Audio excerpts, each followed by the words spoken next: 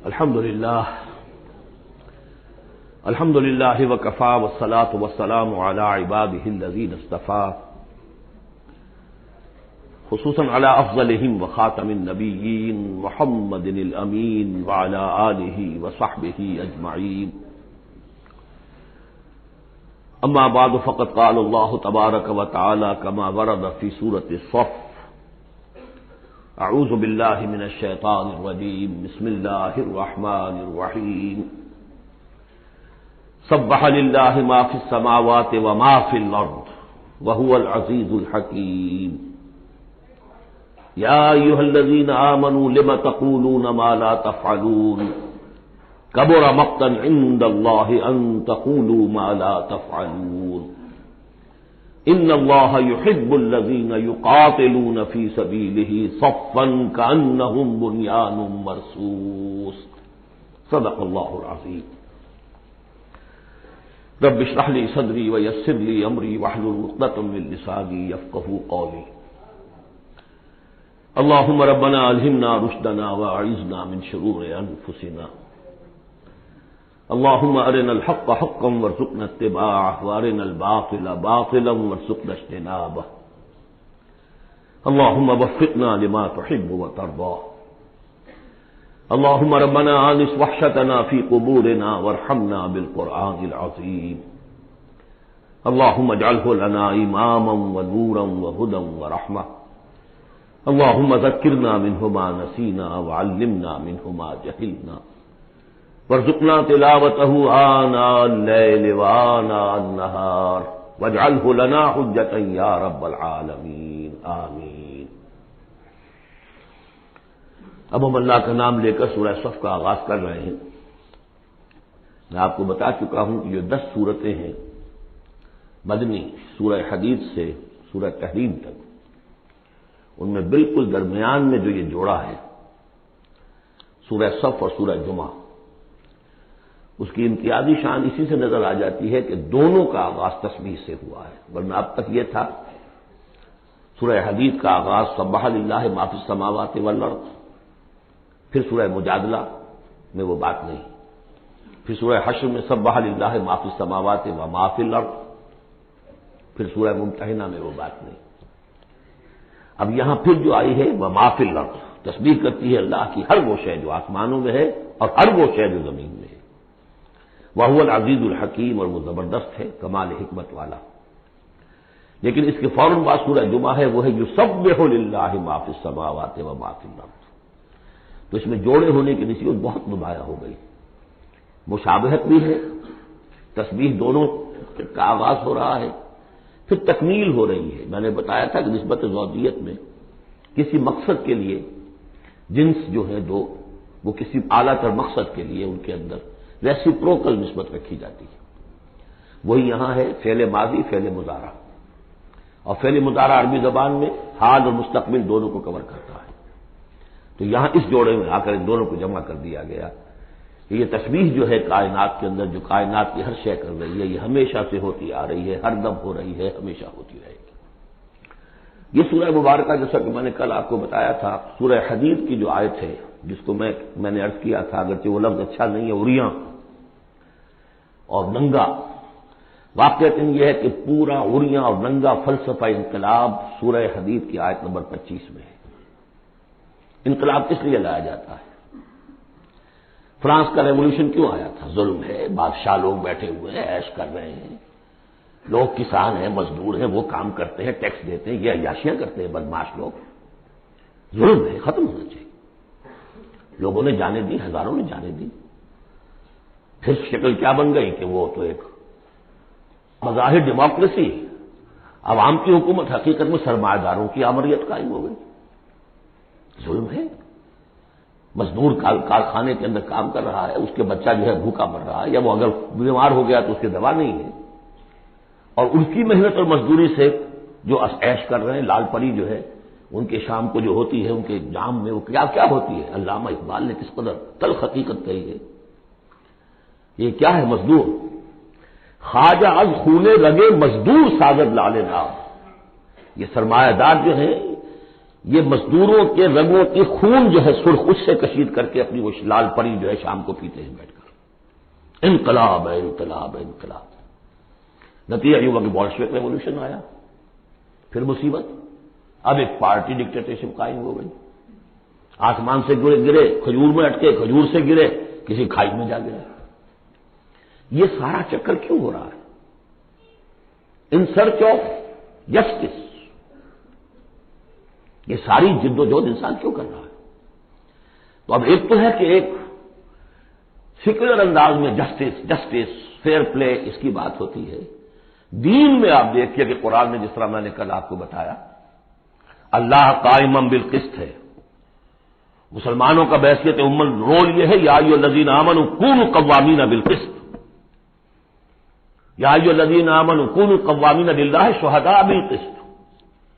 محمد کو کیوں بھیجا؟ کہہ دیجئے کہ مجھے بھیجا گیا کہ میں عدل قائم کروں. اور اب جو آیت آ گئی، ہم نے تمام رسول اسی لیے بھیجے، کتابیں اسی لیے بھیجی، میزان اسی لیے نازل کی. لقد ارسلنا رسلنا بالبینات وانزلنا معهم الکتاب والمیزان لیقوم الناس بالقسط. لوگوں نے کیا کیا؟ نبی آ گئے، انہیں پوجنا شروع کر دیا. باقی ظلم کا ظلم یوں کرتے چل رہا ہے. انہیں پوج لو، خدا کا بیٹا بنا دو، کچھ اور بنا دو، اور یہ اللہ ہے ان کو جو بھی چاہو بنا دو. لیکن نظام ظالمانہ قائم رہا دنیا میں. یہ محمد عربی کا کمال ہے، انہوں نے آ کر نظام کو بدلا ہے. در حقیقت یہ جو تکمیل ہوئی ہے اس پروسیس کی، اسی لیے آپ رسول کامل ہیں، آخری رسول اور کامل رسول، جنہوں نے آ کر نظام امن و قسط کو بالفعل برپا کیا.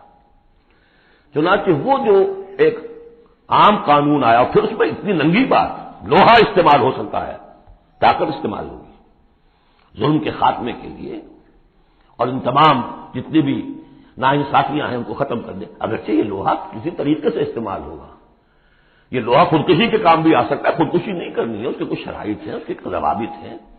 پہلے کوئی طاقت فراہم کرو، پہلے کوئی نظریہ عام کرو، جو لوگ نظریہ قبول کر لیں انہیں جمع کرو، انہیں منظم کرو، انہیں ٹرین کرو، انہیں قوت بناؤ، پھر باطل سے ٹکراؤ. اگر ایسے کھڑے ہو جاؤ گے تو خودکشی ہو جائے گی، نعرہ مارا اور خودکشی ہوگی. بہرحال وہ جو ننگا انقلابی نظریہ ہے وہ حضور کی شخصیت کے ضمن میں اس آیت میں آ کر اب وہ واحد کے سیغے میں آ گیا. هو الذی ارسل رسولہ بالہدی ودین الحق لیظہرہ علی الدین کلہ. سورہ توبہ میں بھی آ چکی، سورہ فتح میں آ چکی، اب اس سورہ مبارکہ کا برکزی مضمون وہی ہے. لیکن اس کے یوں سمجھ لیجئے، اب زیادہ وقت میرے پاس نہیں ہے، کہ یہ اس کے 4 حصے کر لیجئے، 4 آیتیں، پھر 4 آیتیں، پھر 4 آیتیں. پہلی 4 آیتیں توحیدی بھی ہیں، اور ایک اعتبار سے اس میں اصل میسج آ گیا ہے. دوسری 4 آیتوں میں سابقہ امت مسلمہ یعنی یہود کا طرز عمل ہے. تیسری آیت میں بعثت محمدی کا مقصد اور اس کے لیے مسلمانوں کو دعوت جہاد.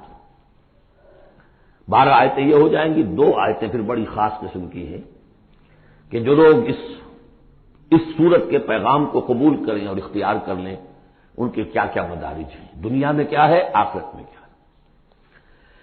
بسم اللہ الرحمن الرحیم. سبح للہ ما فی السماوات وما فی الارض وهو العزیز الحکیم. اب اس کا میں ترجمہ بھی نہیں کروں گا اس وقت. اب آ رہی ہے بات بالکل دو ٹوک، وہی جو میں نے کہا تھا ان تمام صورتوں میں ہے، زجر، توبیخ، جھنجھوڑنے کا انداز. کیا ہو گیا مسلمانوں تمہیں؟ یا ایھا الذین آمنوا ما لکم لم تقولون ما لا تفعلون. تمہیں کیا ہو گیا ہے مسلمانوں، تم جو کہتے ہو وہ کرتے نہیں. کیوں کہتے ہو جو کرتے نہیں؟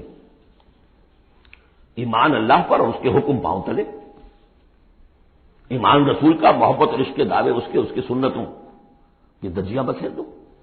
کیا ہے؟ اس وقت نہیں تھا یہ. میں نے کہا وہاں تو ذرا سی کمی آئی تھی، ابھی اوسط کچھ گرا تھا، اس کے اوپر یہ پکڑ آ رہی ہے. تو آج سوچئے کہ آج اگر کہیں قرآن نازل ہو جائے اور آج اگر کہیں محمد رسول اللہ آ جائے تو اس امت کو دیکھ کر کیا کہیں گے کہ میری امت ہے؟ یہ 1.5 ارب انسان میری امت ہے. لم تقولون ما لا تفعلون کبر مقتا عند اللہ ان تقولوا ما لا تفعلون. بڑی شدید بیزاری کی بات ہے اللہ کے نزدیک کہ تم کہو جو کرتے نہیں. اب بتائیے اس سے بڑی زجر و توبیخ کیا ہوگی؟ اچھا، معلوم ہوتا ہے کہ شاید کچھ لوگوں نے محبت رسول کے دعوے کیے ہوں گے. جاننا چاہتے ہو اللہ کو کون محبوب ہیں؟ ان اللہ یحب الذین یقاتلون فی سبیلہ صفا کانہم بنیان مرصوص. اللہ کو تو محبوب ہیں اپنے وہ بندے جو صفیں باندھ کر، اور صفیں بھی ایسی بنیان مرصوص. آج کل کا تصور کیجئے، ری انفورسڈ کانکریٹ والز جو بڑے بڑے ڈیمز کی بنائی جاتی ہیں. اس زمانے میں بھی تھا، چنائی کر کے پھر تانبا اس کے اندر جو ہے وہ پگھلا کر، جو ہم دیکھ آئے ہیں ذوالقرنین کے معاملے میں، آتونی افرق علیہ قطرہ. اب وہ جو ہے وہ فورٹیفائڈ ایسی صفیں. آج ایک صاحب نے توجہ دلائی، اسی کا عکس ہونا چاہیے ہماری جب نماز کے اندر صف بندی ہوتی ہے، کوئی خلا نہیں ہونا چاہیے. حضور نے فرمایا کہ شیطان کھڑا ہوتا ہے بیچ میں، پھر کندھے سے کندھا ملا ہونا چاہیے. لیکن ہمارے ہاں اس کا کوئی اہتمام نہیں ہوتا. ہمارے ہاں اہل حدیث حضرات کو اہتمام کرتے ہیں، انہوں نے کہیں اور چکر چلا دیے، وہ ٹانگیں بھی اتنی چوڑی کریں گے کہ پھر دوسرے آدمی کو سخت کوفت ہو جائے، اور پھر پاؤں پہ پاؤں ماریں گے، کچھ کریں گے. وہ ان کی اپنی شدت ہے. لیکن یہ ہے کہ کندھے سے کندھا ملنا اور پاؤں کے محاذات ایک ہونے چاہیے، آگے پیچھے نہ ہو. بہرحال یہ ضرورت ہے، اس کی ائمہ کو بھی کرنی چاہیے کوئی نہ کوئی توجہ. تو یہ اصل میں سمم بونم ایک اصطلاح ہے فلسفے کی، کہ ہر فلسفہ اخلاق میں ایک تصور ہوتا ہے خیر اعلی، the highest good, highest virtue کیا ہے. آپ ایک فلسفہ دیتے ہیں اخلاق کا، اس کی روح سے سب سے بڑی نیکی کون سی ہے؟ تو جان لیجئے اسلام میں سمم بونم، اسلام کا خیر اعلی قتال فی سبیل اللہ ہے. ان اللہ یحب الذین یقاتلون فی سبیلہ صفا کانہم بنیان مرصوص. اب سوچ لو، دیکھ لو، سوچ سمجھ کر قدم رکھو. جس کو ہو جان و دل عزیز، اس کی گلی میں جائے کیوں؟ اس راستے پر آنا ہے تو یہ سمم بونم ہے. یہ 4 آیتیں ہو گئیں تمہید کی. 4 آیتیں ہیں اب. بنی اسرائیل نے کیا کیا اللہ کے جلیل القدر پیغمبروں کے ساتھ؟ وَإِذْ قَالَ مُوسَىٰ لِقَوْمِهِ يَا قَوْمِ لِمَ تُؤْذُونَنِي وَقَدْ تَعْلَمُونَ أَنِّي رَسُولُ اللَّهِ إِلَيْكُمْ. یاد کرو جب کہ کہا موسیٰ نے اپنی قوم سے کہ اے میری قوم کے لوگوں، کیوں مجھے ایذا دے رہے ہو، کوفت پہنچا رہے ہو، تکلیف دے رہے ہو. وَقَدْ تَعْلَمُونَ أَنِّي رَسُولُ اللَّهِ إِلَيْكُمْ، جبکہ تم جانتے ہو میں اللہ کا رسول ہوں. میرے نزدیک یہاں رسول بمانی نبی کے ہے. حضرت موسیٰ بنی اسرائیل کے لیے نبی تھے، رسول نہیں. رسول تھے الی فرعون. جہاں کہیں ذکر آیا بحث کی تفسیر الی فرعون و ملئہ، الی فرعون و ملئہ، الی فرعون و ملئہ. کیونکہ رسول کے بعد قاعدہ یہ ہوتا ہے کہ پھر رسول کی بات نہ مانے تو قوم ہلاک کی جاتی ہے. حضرت موسیٰ کی بات نہیں مانی، 4 کے سوا ہلاک نہیں کی گئی. تو حضرت موسیٰ کی حیثیت بنی اسرائیل کے لیے نبی کی ہے، لیکن آل فرعون کے لیے وہ رسول تھے. مانو مجھے اور میرے ساتھ واپس کرو ان کو، بنی اسرائیل کو. وقت تعلمون انی رسول اللہ علیکم، یہاں تو میں اللہ کا نبی ہوں. فلما زاغوا، جب وہ کج ہو گئے، ٹیڑھے ہو گئے، ازاغ اللہ قلوبہم، اللہ نے بھی ان کے دلوں کو ٹیڑھا کر دیا. یہ بہت اہم آیت ہے جو قرآن مجید میں جتنی مرتبہ آیا اللہ نے انہیں گمراہ کر دیا، اللہ نے مہر لگا دی. تو کبھی اللہ ابتداءً مہر نہیں لگاتا، پہلے انسان ٹیڑھا خود ہوتا ہے. لیکن جب اس کے ٹیڑھ پر ایک حد تک چلا جاتا ہے، he reaches the point of no return, then اللہ puts a seal on his heart. اس کے بعد نہیں آ سکتا. تو جب وہ ٹیڑھے ہو گئے، اللہ نے ان کے دلوں کو بھی ٹیڑھا کر دیا. واللہ لا یہدی القوم الفاسقین، اللہ فاسقوں کو زبردستی ہدایت نہیں دیتا. اب اس میں ہم پڑھ چکے ہیں سورہ مائدہ میں، اصل میں یہ وہ ایذا ہے. اللہ کے رسول کو اصل ایذا ذاتی نہیں ہوا کرتی، ہوتی ہے وہ بھی، انسان محسوس کرتا ہے. اور میں بتا چکا ہوں آپ کو سورہ احزاب میں کہ حضور حضرت موسیٰ کے ساتھ بھی اس طرح کا معاملہ کیا، لیکن حضور کے ساتھ بھی کیا. لیکن اصل ایذا جو یہاں ہو رہی ہے قتال کے لفظ کے ذکر کے ساتھ جو آ رہی ہے وہ یہ ہے. اگلا دور ان کا کیا آیا ہے؟ وَإِذْ قَالَ عِیسیٰ ابْنُ مَرْیَمَ، دوسرا دور. اب یہ ہے رسول، اصل میں بنی اسرائیل کے لیے رسول بن کر آئے وہ حضرت عیسیٰ. رسولاً الی بنی اسرائیل، سورہ آل عمران کی وہ الفاظ بہت اہم. وَإِذْ قَالَ عِیسیٰ ابْنُ مَرْیَمَ یَا بَنِی اسرائیل إِنِّی رَسُولُ اللَّهِ إِلَیکُم. اور جب یاد کرو جب کہ کہا عیسیٰ ابن مریم نے، اے بنی اسرائیل میں اللہ کا رسول ہوں تمہاری طرف. مصدقا لما بین یدی من التوراۃ، اور میں تصدیق کرتے ہوئے آیا ہوں اس کی جو میرے سامنے ہے تورات میں سے. وہ مبشرا برسول، اور بشارت دیتے آیا ہوں ایک رسول کی، یاتی من بعدی، جو میرے بعد آئیں گے، اسمہ احمد، جن کا نام نامی احمد ہے صلی اللہ علیہ وسلم، احمد مجتبی۔ فلما جاءہم بالبینات، یہ وہی حضرت عیسیٰ کے بارے میں، جب وہ آئے کھلی نشانیاں لے کر، معجزے لے کر، عظیم ترین معجزے لے کر، قالوا ھذا سحر مبین، انہوں نے کہہ دیا یہ تو سحر مبین ہے۔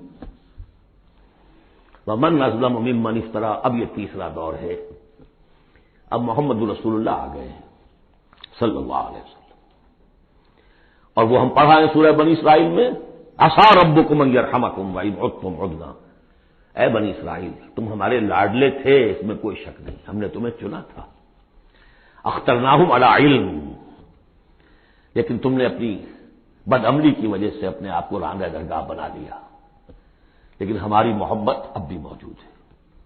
عسیٰ ربکم ان یرحمکم، تمہارا رب اب بھی تمہیں رحم کرنے کے لیے تم پر تیار ہے، بھائی خود تو بدنا، لیکن تمہارا طرز عمل وہی رہا جو پہلے تھا، تو ہم بھی وہی کچھ کریں گے جو ہم نے پہلے کیا، اسی طرح پٹوائیں گے تمہیں۔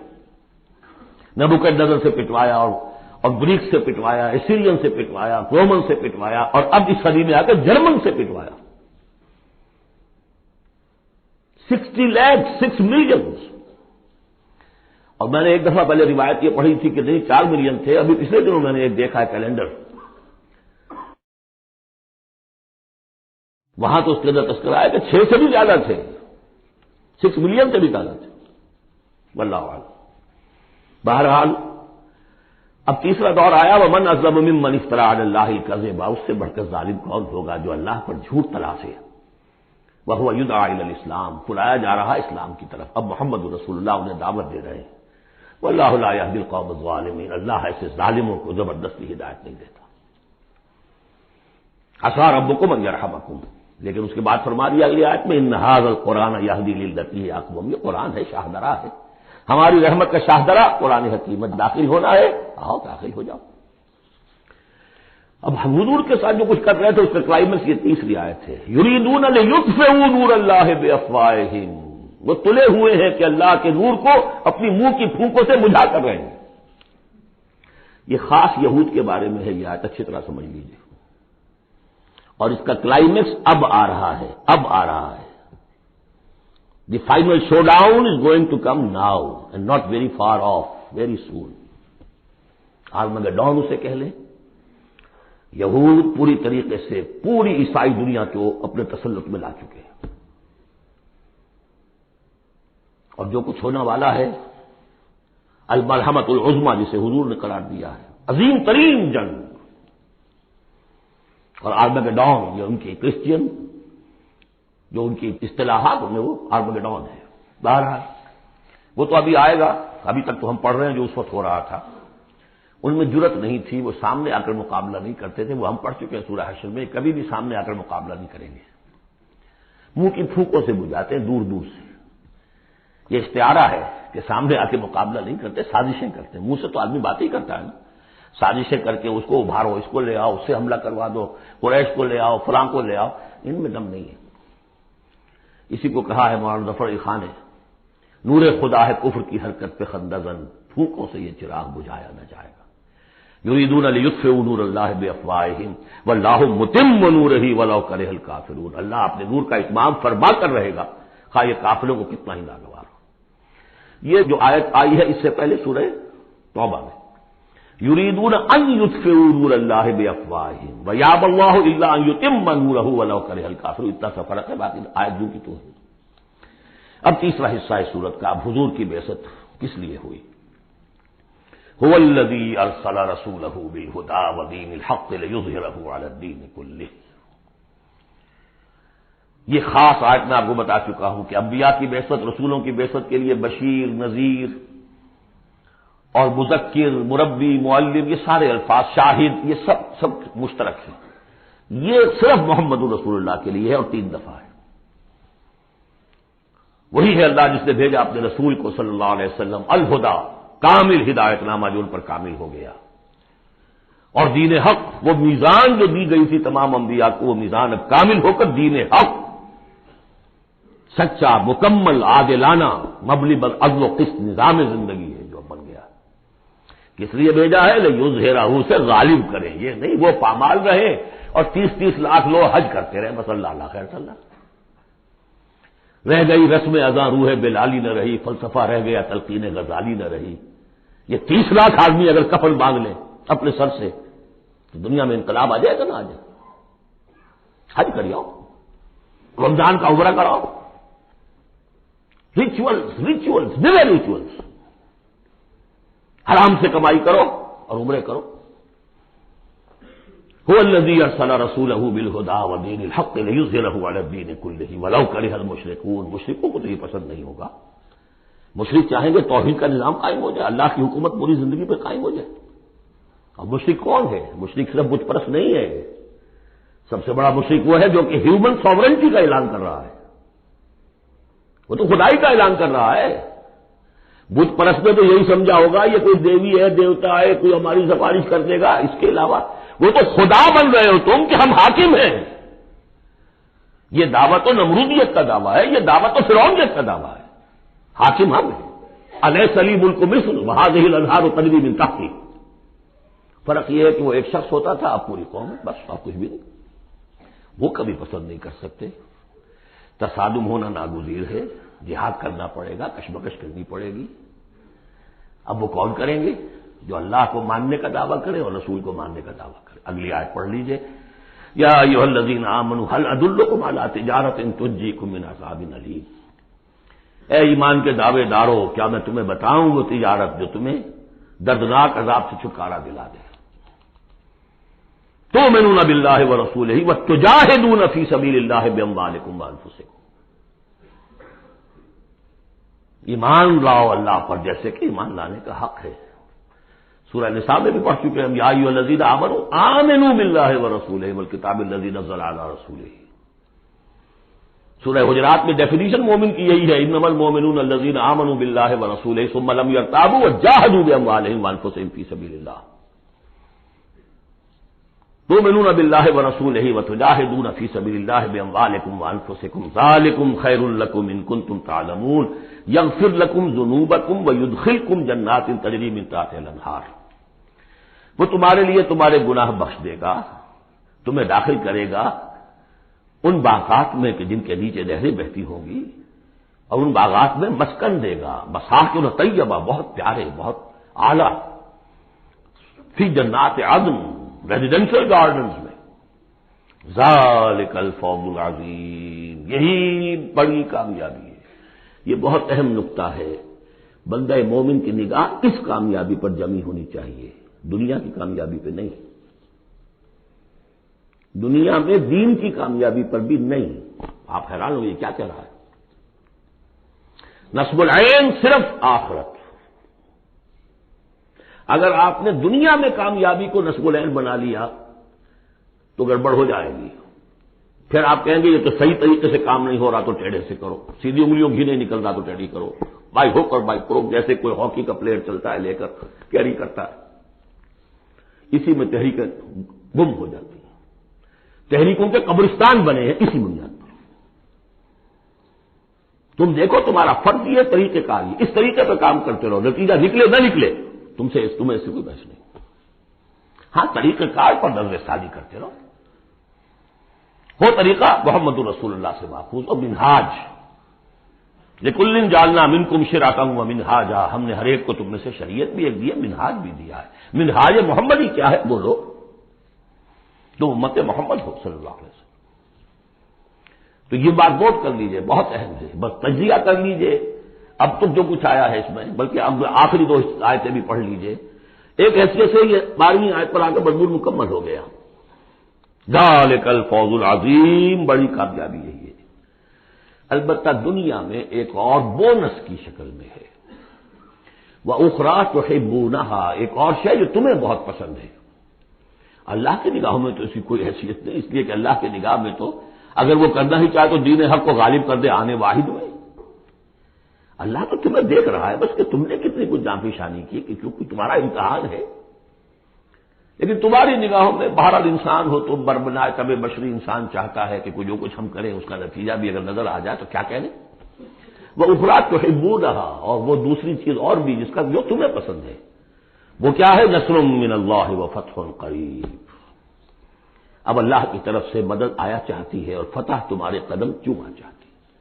لیکن یہ ظاہر بات ہے یہ کب اتری ہے، یہ میں آپ کو بتا چکا ہوں، اس کو سمجھیے سورہ صف کو سورہ احزاب کا ضمیمہ، وہ بشری المومنین یہی الفاظ آئے ہیں، اور اے نبی اس کی بشارت دے دیجیے اہل ایمان کو۔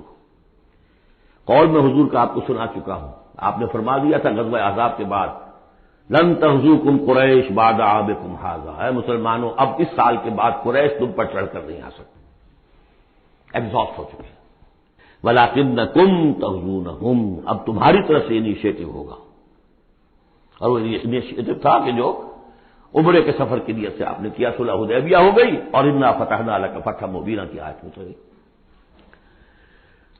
اور دوسری چیز آخرت میں یا ایک روحانی جو مقام تمہیں اس سے حاصل ہوگا، تم اللہ کے مددگار قرار پاؤ گے، اس سے اونچا کوئی مقام ہو سکتا ہے۔ یا ایھا الذین آمنوا کونوا انصار اللہ، اگر تم اللہ کے دین کا جھنڈا اٹھانے کے لیے اپنی جانیں لگا رہے ہو تو کس کے مددگار ہو؟ اللہ کا دین ہے، جھنڈا اس کا ہے، اور یہ فرض منصبی اصل تھا محمد کا، تو ان کی بھی مدد ہے، من انصاری اللہ آگے آ جائے گا۔ اہل ایمان اللہ کے مددگار بنو، کما قال عیسی ابن مریم للحواریین، جیسے کہ کہا تھا عیسی ابن مریم نے اپنے حواریین سے، من انصاری اللہ، کون ہے میرا مددگار اللہ کی راہ میں۔ دیکھیے جیسے بیعت کی نسبتیں آئی تھی دو، بیعت حضور سے، بے اللہ سے، لہذا تیسرا ہاتھ اللہ، وہی مسئلہ یہ ہے، نصرت اللہ کی، لیکن میری نصرت اللہ کی طرف۔ اللہ کی نصرت کیسے کرو گے؟ میری نصرت کرو اللہ کے راستے میں، محمد رسول اللہ والذین معہ۔ اب بھی طریقہ جو فطری ہے وہ یہی ہے، جس کو بھی اللہ ہمت دے دے وہ کھڑا ہو۔ میں نے یکسو ہو کے فیصلہ کر لیا، میں نے تو اب اسی کے لیے جینا، اسی کے لیے مرنا ہے، آؤ بھائی کون میرے ساتھ آتا ہے؟ میں نے انصاری اللہ، میں تو چل رہا ہوں، کوئی ساتھی ملے گا تب بھی چلوں گا، نہیں ملے گا تب بھی چلوں گا۔ اب کون میرے ساتھ آتا ہے؟ من انصاری اللہ، جو ہاتھ میں ہاتھ دے اس کا ساتھی ہے۔ اذ قال عیسی ابن مریم للحواریین من انصاری اللہ قال الحواریون نحن انصار اللہ۔ اگرچہ وہ مددگار تھے حضرت عیسیٰ کے، حقیقت میں تھے اللہ کے، بظاہر عیسیٰ کے، حقیقت اللہ کے۔ فآمن طائفۃ من بنی اسرائیل، تو بنی اسرائیل دو گروہوں میں تقسیم ہو گئے، ایک وہ جو ایمان لے آیا اور ایک وہ جو کفر پر اڑا رہا، وکفرت طائفہ فأیدنا الذین آمنوا علی عدوہم، تو ہم نے مدد کی ان کی جو ایمان لائے تھے ان کے خلاف، کہ جنہوں نے کفر کیا تھا ان کے دشمنوں کے خلاف، فاصبحوا ظاہرین، بالآخر وہی کامیاب ہوئے۔ لیکن یہ کامیابی آسانی سے ہاتھ نہیں آئی تھی، اچھی طرح سمجھ لیجیے گا، 300 برس لگے ہیں حواریین مسیح کو، اور ان کے اصل پیروکار جو تھے حضرت مسیح کے، وہ سختیاں انہوں نے جھیلی ہیں تاریخ انسانی میں۔ اگر آپ لیں گے ایک مقدار کی حیثیت سے تو اتنی زیادہ قربانیاں شاید کسی نبی کے ساتھیوں نے نہیں دی۔ ایک ہے ایک چیز جو ہے وہ سمٹ کر آ گئی ہو تھوڑے سے وقت میں، وہ ہے حضور کا معاملہ، یہ حضور کا اور آپ کے ساتھیوں کا، لیکن جتنے طویل عرصے تک اور جس قدر شدید پرسیکیوشن، عام خیال یہی، اور میں بھی اس کا قائل ہوں کہ سورہ یاسین میں جو ذکر ہے، وہ جو 2 رسول بھیجے گئے اور پھر تیسرا بھیجا گیا، وہ اصل میں حواریین مسیح تھے، رسول کے رسول تھے، اللہ کے رسول نہیں تھے براہ راست۔ اسی طریقے سے آپ کو معلوم ہے جو پرسیکیوشنز ہوئی ہیں ان کی، جس طریقے سے انہیں ستایا گیا ہے، اصحاب الاخدود تھے وہ بھی عیسائی تھے، جن کو کہ یہودیوں نے جلایا، ابو نواس نے، وہ بھی عیسائی تھے، حضرت مسیح کے ماننے والے۔ اسی طریقے سے یہ 7 سلیپرز کون سے جو جان بچا کر گئے تھے، اصحاب کہف عیسائی تھے۔ رومی شہنشاہیت تھی، بت پرستوں کی شہنشاہیت تھی، اس میں جو کچھ پرسیکیوشن ہوئی ہے وہ تو 300 عیسوی میں پھر رومن امپائر نے عیسائیت قبول کی ہے، اس کے بعد سے پھر ظاہر بات ہے چاہے عیسیٰ کو وہ صحیح طور پر مانتے ہیں غلط طور پہ مانتے ہیں، ان عیسیٰ کے ماننے والے ہیں، وہ کہتے ہیں وہ حرام زادہ ہے، وہ کہتے ہیں کہ نہیں وہ اللہ کا بیٹا ہے، بس اتنا ہی فرق ہو گیا، وہ ایک انتہا کو نکل گئے، وہ دوسری انتہا کو نکل گئے۔ باسفٹ کہتے ہیں کھلم کھلا سن آف مین، اور وہ لوگ کہہ رہے اللہ، لیکن مانتے تو ہیں، یہ انکار کرتے ہیں۔ تو مان ہمارے یہاں بھی کتنے ہی لوگ ہیں حضور کے رتبے کو جب نعتوں میں بیان کرنے آئیں گے اللہ سے کم چھوڑتے ہیں، اللہ سے اوپر بتا دیتے ہیں۔ اوتار کا عقیدہ تو میں آپ کو بتا چکا ہوں، وہی جو مصطفی عرش تھا خدا ہو کر اتر پڑا وہ مدینے میں مصطفیٰ ہو کر۔ مدینے کی مسجد میں ممبر کے اوپر بغیر عین کے ایک عرب ہم نے دیکھا، عرب میں سے این نکال دے کیا رہ جائے گا؟ رب۔ کون ہے کہنے والا یہ؟ مسلمان، محمد کا امتی ہے۔ تو یہ جو انتہائیں ہوتی ہیں، غلو ہوتا ہے، یا اہل کتاب لا تغلو فی دینکم، تو غلو ہم کم ہے کم کرنے والے۔ کون سا جرم ہے جو پچھلوں نے کیا ہم نے نہیں کیا، سوائے اس کے کہ اس قرآن کی تحریف ہم نہیں کر سکے، اس کے متن کی بس، اور وہ اس لیے اسپیشل پروٹیکشن اللہ کی تھی۔ یہ ہے سورہ صف۔ ایک سورت بھی سمجھ میں آ جائے تو زندگی کا راستہ بالکل واضح ہو جاتا ہے۔ البتہ یہ جو قتال اس میں بتایا گیا، میں نے عرض کیا تھا قتال ایسا نہیں ہے کہ اٹھاؤ ہتھیار جاؤ نعرہ مارو اور خودکشی کر لو، ٹکرا جاؤ۔ اس کا ایک پروسیس ہے۔ پہلے اس کے لیے مردان کار چاہیے، ایسے مردان کار جن کے دلوں میں اللہ کی محبت کے سوا دنیا کی کوئی محبت نہ رہ گئی ہو، جو ہم سورہ شورى میں پڑھ چکے ہیں۔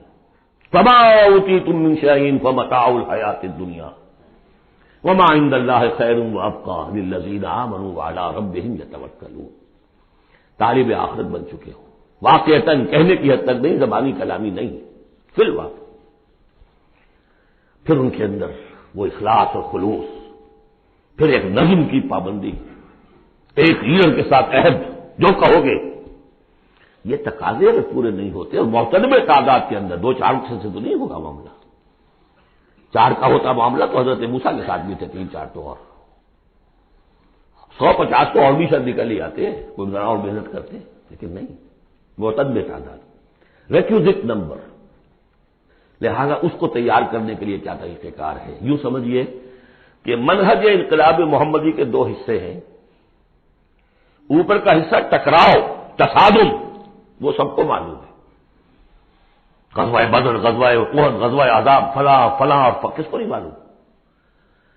لیکن اکبر الآبادی کا بڑا پیارا شعر ہے، خدا کے کام دیکھو بعد کیا ہے اور کیا پہلے ہے، نظر آتا ہے مجھ کو بدر سے غار حرا پہلے۔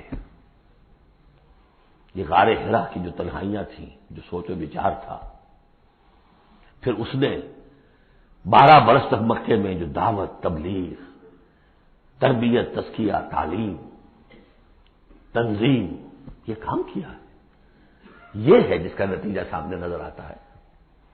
چاہے تمہارے جسم کے ٹکڑے اڑا دیں، تم نے ہاتھ نہیں اٹھانا۔ یہ ارادہ آسان کام ہے کوئی؟ بلی کو بھی آپ گھیر لیں اگر کسی کونے میں تو وہ آپ پر حملہ کر دے گی۔ ڈیسپریٹ آدمی 2-3 کو مار کر مرے گا، ایسے نہیں مر سکتا آدمی۔ آدمی بڑی شیر ہے، لیکن اجازت نہیں ہے۔ یہ تیاری جو کرائی ہے محمد رسول اللہ نے، تو ایک ہے تصادم کا مرحلہ، اور ایک ہے تصادم کے لیے آدمی تیار کرنا۔ آدمی فراہم کیسے کرے، تیار کیسے کرے؟ اس کو میں نے قرار دیا ہے منہج انقلاب نبوی کی اساسی منہاج۔ ایک ہے تکمیلی منہاج، تصادم، ٹکراؤ، جنگ۔ اساسی منہاج ہے how to procure proper people, procurement of people and then their training. یہ ہے مسئلہ، اور اس کا مرکز و محور قرآن ہے۔ اگلی سورہ جمعہ اسی سے بحث کر رہی ہے۔ یوں سمجھ لیجئے کہ بعثت محمدی کا مقصد، اس کے لیے تصادم کے مراحل، یہ سورہ صف میں، لیکن اس کے لیے مردان کار کی تیاری کا عمل سورہ جمعہ میں۔ بارک اللہ لی ولکم فی القرآن العظیم ونفعنی وإیاکم بالآیات والذکر الحکیم۔